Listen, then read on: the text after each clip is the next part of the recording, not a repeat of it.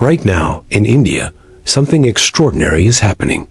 A nation of 1.4 billion people is being reshaped before our eyes, not through military conquest, not through economic collapse, but through something far more subtle and far more powerful: identity manipulation. And if you think this is just about India, you're missing the entire game. What's unfolding in the world's largest democracy is a masterclass in Machiavellian power tactics that would make the prince himself stand up and applaud. This isn't about politics. This isn't about taking sides. This is about understanding the dark mechanics of how power actually works. How leaders weaponize identity. How fear becomes currency. How history gets rewritten in real time. Machiavelli wrote his infamous guide 500 years ago, but every single principle he outlined is being deployed right now across India's cultural battlefield. The citizenship laws, the religious tensions, the historical revisionism, the media control. These aren't random events. They're calculated moves in a game most people don't even realize they're playing. And here's what makes this terrifying. These same tactics are spreading globally. What you're about to learn isn't just happening in Delhi or Mumbai. It's a blueprint being copied from Budapest to Brasilia, from Manila to Moscow. So pay attention, because understanding these dark rules might be the only way to protect yourself from them.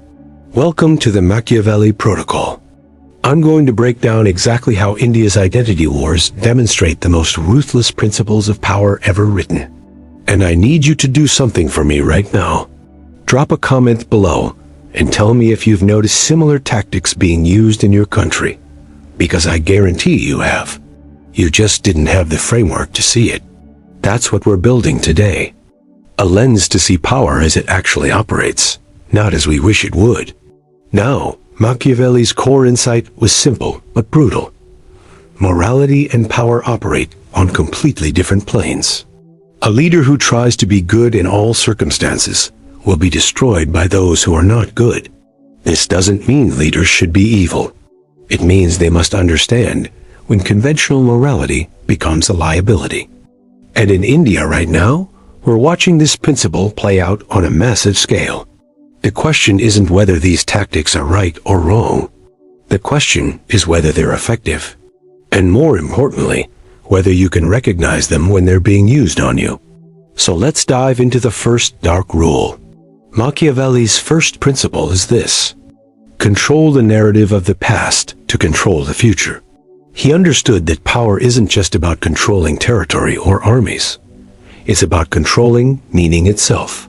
In India, this is happening through systematic historical revisionism. Textbooks are being rewritten. Archaeological sites are being reinterpreted. The entire story of who India is and was is being reconstructed. Why does this matter?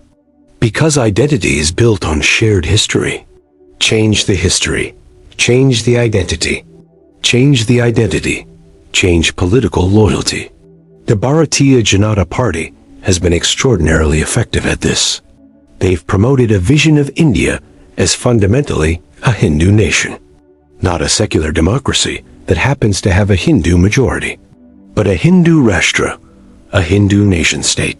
This required rewriting centuries of complex pluralistic history. The Mughal period, which lasted over 300 years, gets minimized or demonized. Contributions of Muslim rulers to Indian culture get erased or downplayed. Meanwhile, ancient Hindu kingdoms get elevated and glorified. This isn't accidental. It's strategic narrative control. Machiavelli would recognize this immediately. He wrote that a prince must be a great pretender and dissembler. But more than that, he must control what people believe to be true. In modern terms, this means controlling the information ecosystem. And India's government has become masterful at this. Social media cells spread particular versions of history. WhatsApp groups become echo chambers of revisionist narratives. Mainstream media, increasingly controlled or influenced, amplifies these stories. Critics get labeled as anti-national or urban elites, disconnected from real India. This creates a self-reinforcing system. The new history becomes the only acceptable history. Dissent becomes betrayal. And here's the genius of it. Once you've established that India was always fundamentally Hindu, then Muslims become perpetual outsiders. They're recast as invaders, colonizers, the other. Never mind that many Indian Muslims have lived there for generations. Never mind the intermingling of cultures over centuries. The new narrative requires a clean division. US versus them. Indigenous versus foreign. Historical monuments become battlegrounds in this war. The Taj Mahal, one of the world's most iconic buildings, gets downplayed in tourism materials. Some revisionist historians even claim it was originally a Hindu temple. The Babri Masjid, a 16th century mosque, was demolished by Hindu nationalists in 1992. On its ruins, a grand Hindu temple is now being constructed. This isn't just about buildings. It's about erasing physical evidence of a shared, complex past. It's about creating a landscape that reflects only one narrative, a Hindu narrative. School curricula are being redesigned to emphasize ancient Hindu achievements while minimizing or vilifying Muslim contributions. Children are being taught a version of history that serves current political needs.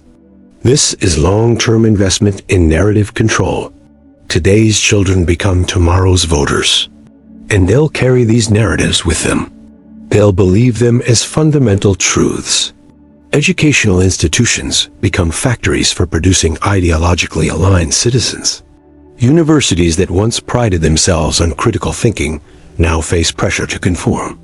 History departments find their research scrutinized for political correctness.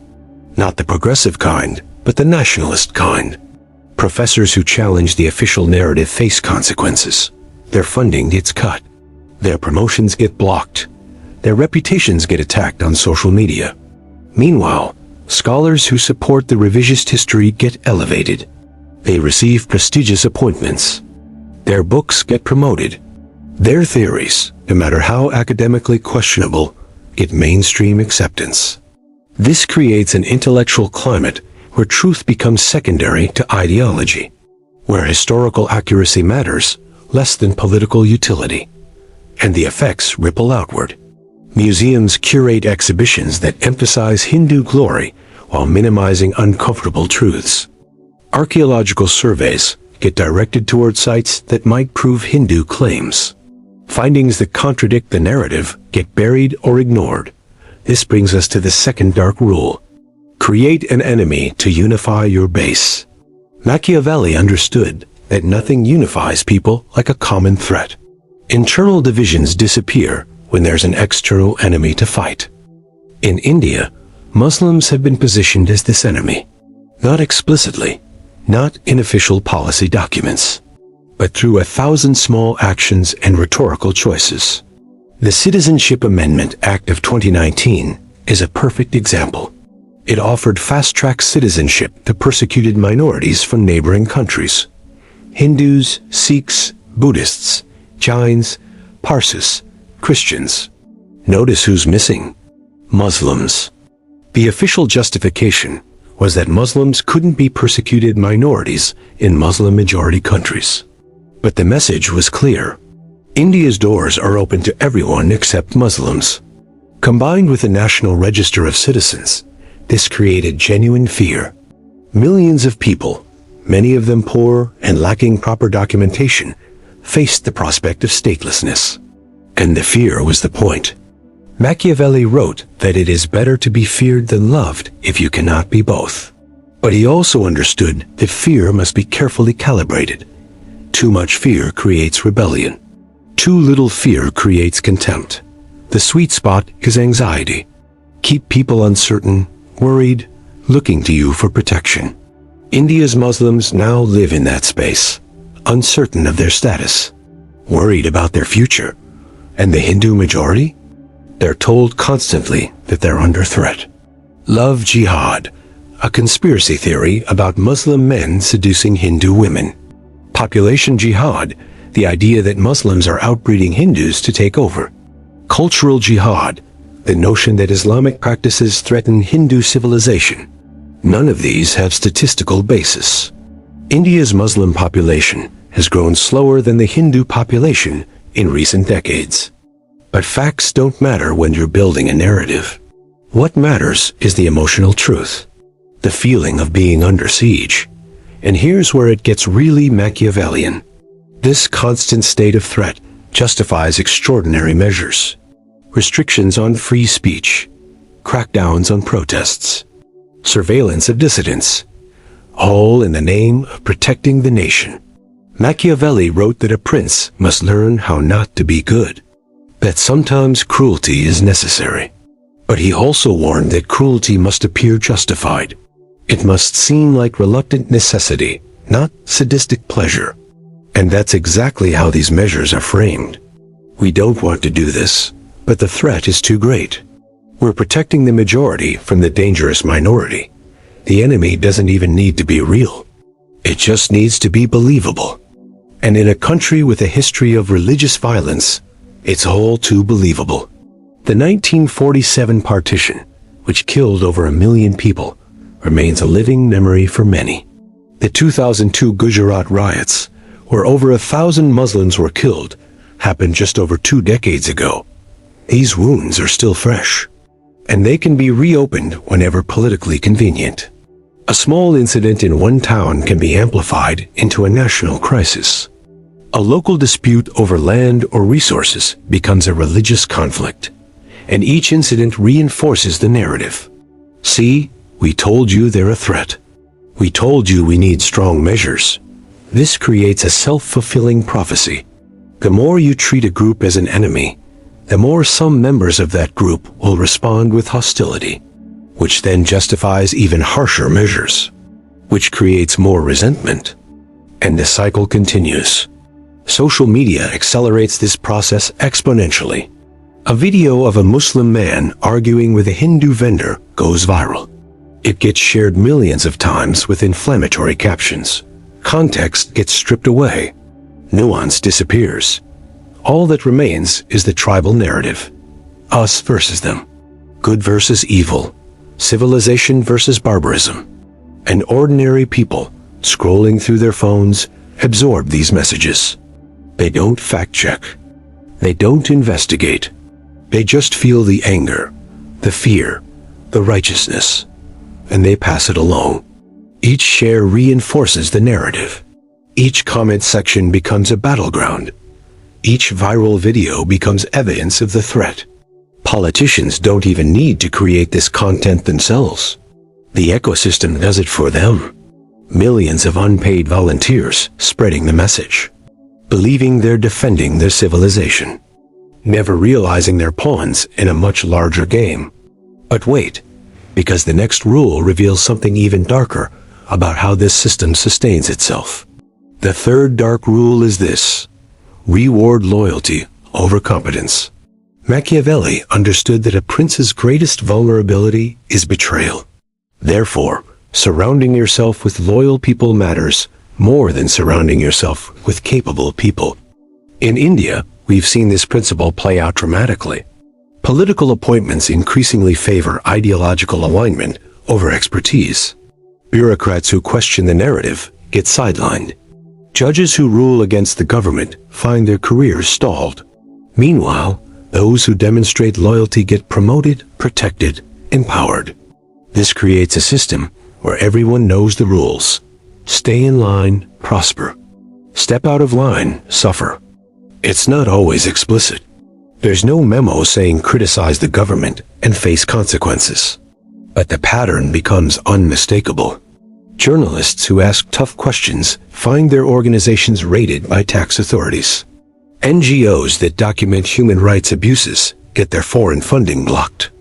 Academics who publish critical research face harassment campaigns. The message spreads through the system like a virus.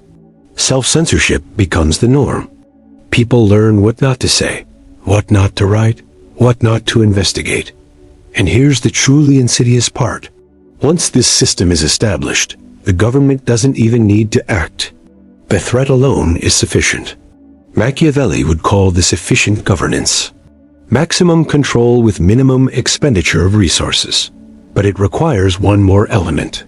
You need to occasionally make examples, punish someone publicly and severely. This keeps the fear alive. In India, we've seen this with high-profile arrests. Student activists jailed under terrorism laws for organizing protests. Comedians arrested for jokes. Journalists charged with sedition for reporting. Are all these people actually threats to national security? Of course not, but that's not the point. The point is demonstration. This is what happens when you cross the line. And where is that line? That's deliberately kept vague. Because vagueness is a feature, not a bug. When people don't know exactly where the boundary is, they stay far away from it. They self-censor more than necessary. They police their own thoughts and words. Machiavelli understood this psychological dimension of power.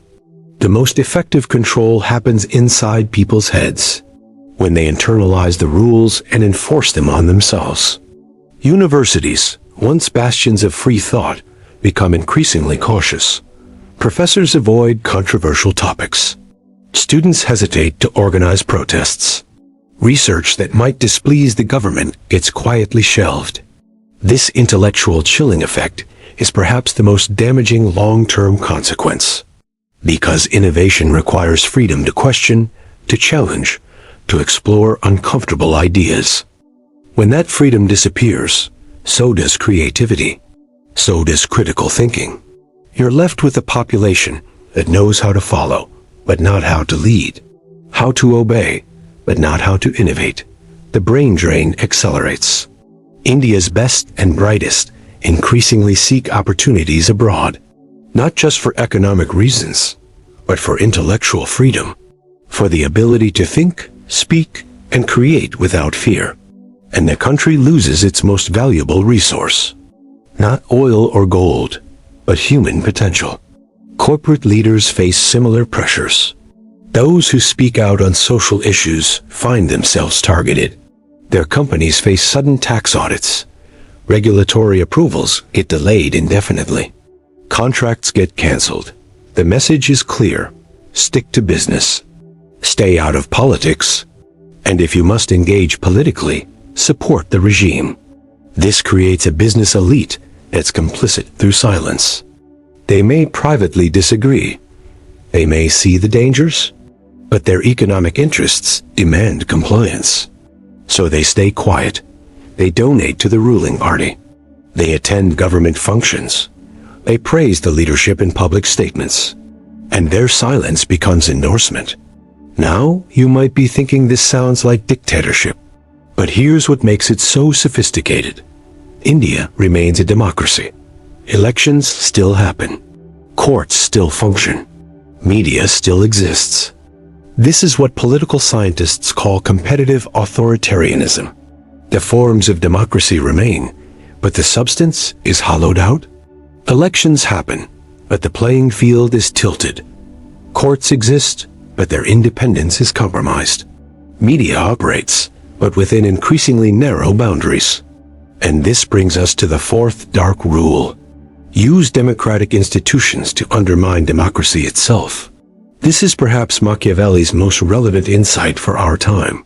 He wrote about republics as well as principalities. He understood that popular government could be manipulated, that the appearance of consent could be manufactured. In India, we see this in how majoritarian democracy is weaponized. The BJP wins elections legitimately. They have genuine popular support, but they use that electoral mandate to reshape the entire system. The judiciary gets packed with sympathetic judges. Election commissions lose their independence. Parliamentary procedures get bypassed or manipulated. And it's all technically legal. That's the genius of it. You don't need a coup when you can achieve the same results through democratic means. Machiavelli wrote that the prince must appear merciful, faithful, humane, religious, upright. Appear being the key word. Modern authoritarians have learned this lesson well. Maintain the appearance of democracy while gutting its substance. Hold elections but control the media that informs voters. Allow opposition but harass them enough to blunt their effectiveness. Permit protests but in designated zones where they can be ignored. This creates a strange hybrid system. Democratic enough to claim legitimacy, authoritarian enough to maintain control. And the identity wars are central to making this work. Because when you've convinced the majority that they're under existential threat, they'll accept almost anything. They'll trade freedom for security. They'll sacrifice pluralism for unity. They'll abandon democratic norms to protect the nation. Machiavelli wrote that people judge by appearances and outcomes. If a leader appears strong and the nation appears secure, people will support him. Even if that security is largely theatrical. Even if the threats are exaggerated or manufactured. The perception is what matters. And controlling perception requires controlling information. Television news becomes increasingly partisan. Channels compete to show loyalty to the regime. Critical coverage disappears, replaced by cheerleading and propaganda. Anchors who once prided themselves on tough questioning become sycophants. Debates become shouting matches where dissenting voices get drowned out. The line between news and opinion blurs, then disappears entirely. Print media faces economic pressure. Advertising revenue flows to compliant outlets. Critical newspapers find advertisers mysteriously pulling out. Government advertising, a major revenue source, goes only to friendly publications. The economics of dissent become unsustainable. Publications either moderate their criticism or face financial ruin. Digital media offers some hope. Independent journalists and outlets emerge online, but they face their own challenges. Coordinated harassment campaigns, legal threats, physical intimidation, and the sheer difficulty of competing with well-funded propaganda. The information battlefield is asymmetric. One side has state resources, corporate backing, and an army of volunteers. The other has passion and principle. Guess which side usually wins? Which brings us to perhaps the darkest rule of all. The fifth dark rule is this: fragment your opposition while unifying your base. Machiavelli advised that a prince should foster divisions among potential rivals. Keep them fighting each other so they can't unite against you. In India, this happens on multiple levels. First, there's the obvious religious division, Hindus versus Muslims. But it's more sophisticated than that. Within the opposition, there are secular parties, regional parties, caste-based parties, each with different constituencies and interests. The ruling party exploits these divisions brilliantly. They'll make appeals to specific caste groups, peeling them away from opposition coalitions. They'll use regional issues to divide opposition parties. They'll fund or support splinter groups to fracture opposition unity. Meanwhile, on their own side, they create a broad Hindu identity that transcends traditional divisions. Caste differences that have divided Hindu society for millennia get downplayed. Regional linguistic identities get subsumed into a larger Hindu nationalism. Economic class distinctions get obscured by religious solidarity. This is extraordinarily difficult to achieve. India has thousands of castes, dozens of languages, massive economic inequality. But the identity war provides the glue. When you're fighting for Hindu civilization against Islamic threat, other differences seem petty. Machiavelli would recognize this as masterful statecraft. You're creating a unified bloc while your opponents remain fragmented. And here's the mathematical beauty of it. In a fragmented opposition, you don't need 50% support to dominate.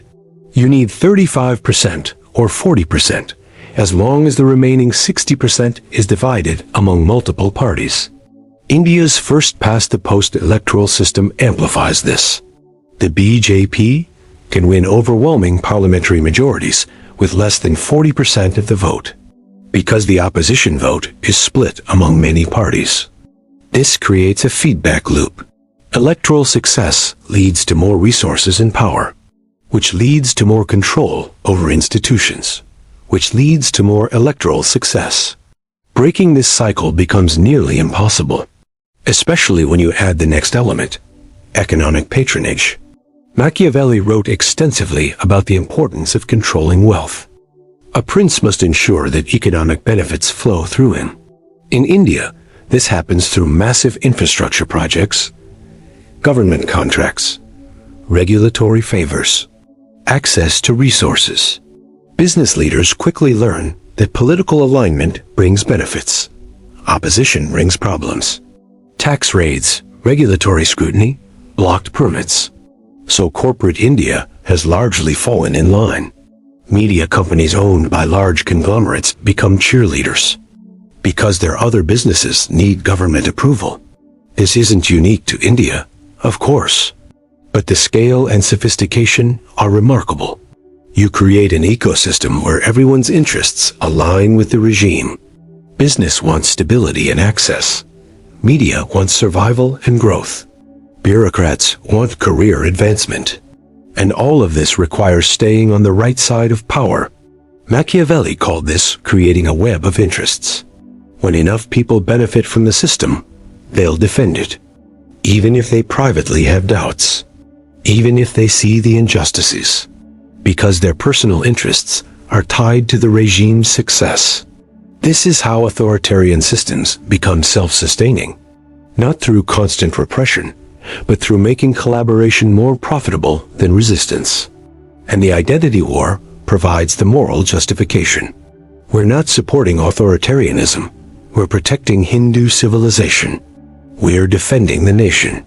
We're ensuring stability. The ends justify the means, which is, of course, the most Machiavellian principle of all. Opposition parties find themselves in an impossible position. If they criticize too harshly, they're labeled anti-national. If they try to compete on Hindu identity, they can never out-Hindu the BJP. If they focus on economic issues, they get drowned out by identity politics. If they form coalitions, those coalitions are inherently unstable. Too many competing interests and egos. The BJP exploits every crack, offering ministerial positions to defectors, using investigative agencies to pressure opposition leaders, creating scandals, real or manufactured, to discredit rivals. And when elections approach, the identity war intensifies. Inflammatory speeches increase. Religious tensions flare. The threat narrative reaches fever pitch. And voters, scared and angry, rally around the strong leader, the one who promises to protect them from the enemy within. But there's one final rule that ties everything together. The sixth and final dark rule is this: never let a crisis go to waste, and if necessary, create one. Machiavelli understood that extraordinary times justify extraordinary measures, and that a skilled prince can use crisis to expand power. In India, we've seen this repeatedly. The COVID pandemic became an opportunity to pass controversial laws while attention was elsewhere. Border tensions with Pakistan or China become moments to rally nationalist sentiment. Terrorist attacks, even small ones, get amplified to justify security crackdowns. And when real crises don't emerge, you can manufacture them. This is where the identity war becomes most useful. You can always find some incident to inflate into a crisis. An interfaith marriage becomes evidence of love jihad. A religious procession becomes a flashpoint for violence. A historical film becomes an assault on Hindu dignity. Each incident gets amplified through friendly media. Social media spreads outrage. And suddenly, you have a crisis that demands government action. Machiavelli wrote that a prince should always be preparing for war, even in peacetime, because the posture of readiness justifies maintaining power. In modern terms, this means maintaining a constant state of low-level emergency. Not martial law, but a sense that the nation is always under threat, always needing strong leadership, always requiring vigilance against enemies within and without. This is exhausting for the population. But exhaustion serves a purpose. Tired people don't organize. Anxious people don't resist. They want someone to make it stop. They want a strong leader to provide security, even if that leader is the one creating the insecurity. And here's the final twist. This entire system is being sold as democracy, as the will of the people, as India finally asserting its true identity after decades of secular oppression. The majority is simply claiming its rightful place. If minorities feel uncomfortable, well, they should have thought of that earlier. This is majoritarianism dressed up as democracy, and it's spreading globally because it works. At least in the short term, it delivers electoral victories. It consolidates power. It creates a sense of national purpose and unity. The costs, the erosion of pluralism, the fear among minorities, the weakening of institutions, those are long-term problems. And Machiavelli was always more concerned with immediate survival than distant consequences. A prince must focus on maintaining power today. Tomorrow can take care of itself. So what does all this mean for you? Why should you care about India's identity wars? Because these same tactics are being deployed everywhere. The specific identities change. In some countries it's religion. In others, it's ethnicity or language or ideology. But the playbook is the same. Control the historical narrative. Create an enemy to unify against. Reward loyalty over competence. Use democratic forms to achieve authoritarian ends. Fragment opposition while unifying your base. Exploit or create crises to expand power. These are Machiavelli's dark rules, updated for the 21st century. And they're remarkably effective, which is why you need to understand them. Not to use them, but to recognize them when they're being used on you. Because the first step in resisting manipulation is seeing it clearly. Understanding the game being played. Recognizing that identity politics isn't about identity. It's about power. It's always about power. Machiavelli would want you to see this, not because he was evil, but because he was honest. He described power as it actually works, not as we wish it would work. And that honesty, that clear-eyed realism, is more valuable than ever, because we're living through a global moment where these tactics are ascendant, where strongmen are rising, where democracy is being hollowed out from within, where identity is being weaponized for political gain. India is just the largest and most traumatic example, but it's happening in dozens of countries. And it will keep happening until enough people understand the game, until enough people refuse to play, until we collectively decide that we won't let our identities be weaponized, that we won't accept enemies manufactured for political convenience, that we won't trade freedom for the illusion of security. That's the real lesson of the Machiavelli Protocol. Not how to seize power, but how to see power clearly. How to recognize manipulation. How to resist it. Machiavelli gave princes a manual for control. But in doing so, he also gave the rest of us a manual for recognition. A way to see through the performance. To understand the mechanisms. To refuse to be played. That's why studying these dark rules matters. Not to become Machiavellian yourself, but to defend against those who are. So watch India. Watch how this plays out, because it's a preview of battles being fought everywhere. And the outcome matters far beyond India's borders. It matters for the future of democracy itself, for whether pluralism can survive in an age of anxiety, for whether we can build societies based on something other than fear and division. These are the real stakes of India's identity wars, and now you have the framework to understand them. The Machiavelli Protocol isn't just about India. It's about power everywhere. And knowledge, as they say, is the first step toward freedom.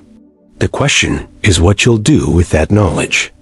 If you're ready to take these strategies beyond theory, check the pinned comment. The link I left there is the next step to becoming truly untouchable.